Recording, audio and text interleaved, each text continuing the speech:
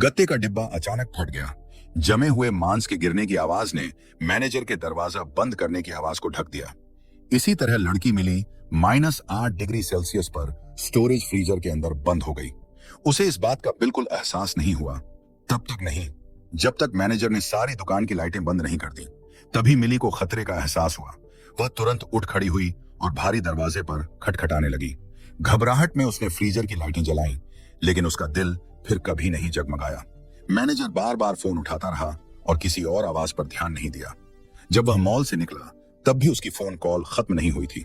मिली ने जल्दी से अपना फोन ढूंढा, लेकिन अफसोस वह काउंटर पर ही छूट गया था। बर्फीले फ्रीजर के सामने खड़ी मिली हताश हो गई। उसे समझ नहीं आ रहा था क्या करे, लेकिन उसने हार नहीं मानी। उसने एक गाड़ी उठाई और उसे दरवाजे से जोर से टकराया। चाहे जितना जोर लगाया, दरवाजा नहीं टूटा, मगर उसके हाथ जरूर छिल गए और खून निकल आया। जैसे जैसे तापमान गिरता गया, मिली बार बार अपनी हथेलियां रगड़ती रही ताकि जरा सा भी गर्माहट मिल सके। इसी दौरान उसकी जेब में रखी एक सिनेमा टिकट उसके हाथ लगी। उसने घड़ी देखी, आखिरी शो लगभग खत्म होने वाला था। उसने एक ट्रे उठाई और दरवाजे पर जोर जोर से पीटना शुरू किया। तभी थिएटर से निकलती भीड़ दुकान के पास से गुजरी, लेकिन सब लोग फिल्म और रात के खाने की बातों में व्यस्त थे। किसी ने मिली की आवाज नहीं सुनी। भीड़ जाने के बाद एक छोटा लड़का वहां से गुजरा। उसने खटखटाने की आवाज सुनी और अपने पिता को बताया, लेकिन जैसे ही पिता फोन नीचे रखकर आए, मिली के हाथों से ट्रे गिर गई। वह अब इतनी जम चुकी थी कि और लड़ नहीं सकती थी। उसकी आखिरी उम्मीद भी टूट गई।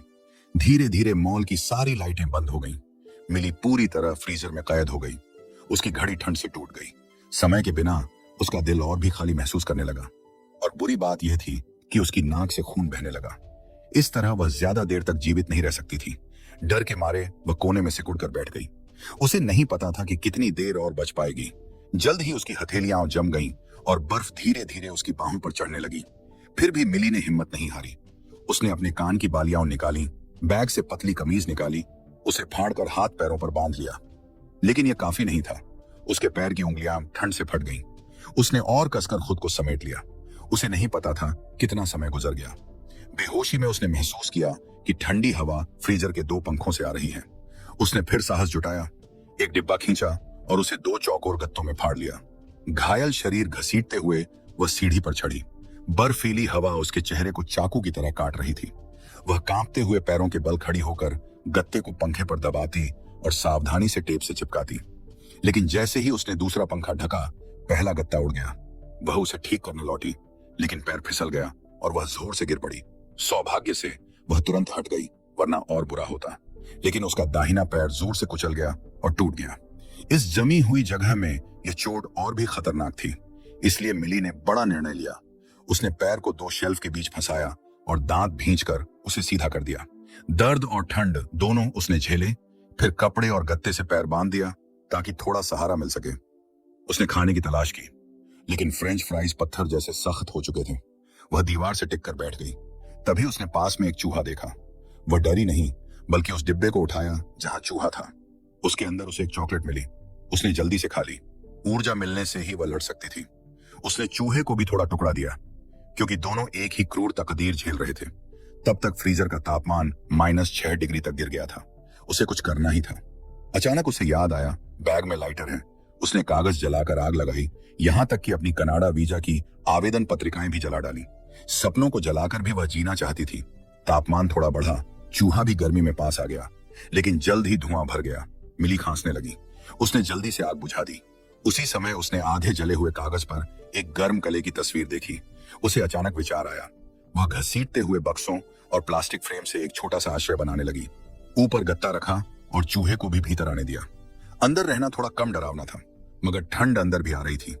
पता नहीं कितना समय बीत गया। जब मिली फिर जागी तो पाया कि उसका हाथ गत्ते से फिसलकर फर्श से जम गया है। उसने ज्यादा देर नहीं की, जोर से खींचा और दर्द से चीख उठी। चूहा अब तक जमकर मर चुका था। बहुत देर तक बिना हिले रहने से हर हरकत दर्दनाक थी। उसकी त्वचा ठंड से फट चुकी थी। तभी उसने फिर ऊपर पंखे को देखा।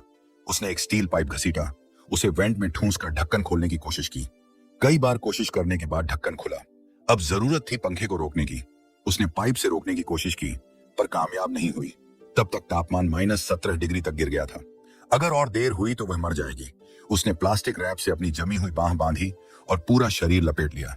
बाएं हाथ में उसने एक जमी हुई मांस की गांठ पकड़ी और पंखे को घूरने लगी जैसे कोई योद्धा हो। उसने मांस फेंककर पंखा रोकने की कोशिश की, कई बार चूकी, लेकिन अंत में सफल हो गई।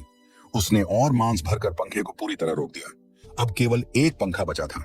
अगर उसे भी रोक पाए तो शायद बच सकती थी, मगर उसकी ताकत खत्म हो रही थी। वह बार बार चूकी और आखिरकार गिर गई। उसकी त्वचा बैंगनी हो चुकी थी और फट रही थी। आखिरी कोशिश में उसने दीवार छुई तो एक स्क्रू हाथ लगा। उसने हेयर पिन से उसे घुमाकर ढक्कन निकाला। यह एक एस्केप हैच था, लेकिन उसमें चढ़ने की ताकत उसमें नहीं थी। उसने एक ट्रे उठाई और भीतर से 2 बार ठकठकाया। उसी समय उसका पिता, जो बेतहाशा उसे ढूंढ रहा था, वहां गुजरा। उसने आवाज सुनी और फायर हाइड्रेंट जैसा दिखने वाले दरवाजे को खोला। वह पहले तो जाने वाला था, लेकिन तभी मिली जमीन पर गिर पड़ी और ट्रे हाथ से छूटकर जोर से गिरी। आवाज सुनकर पिता लौट आया। उसका दिल कह रहा था कि हर पल अहम है।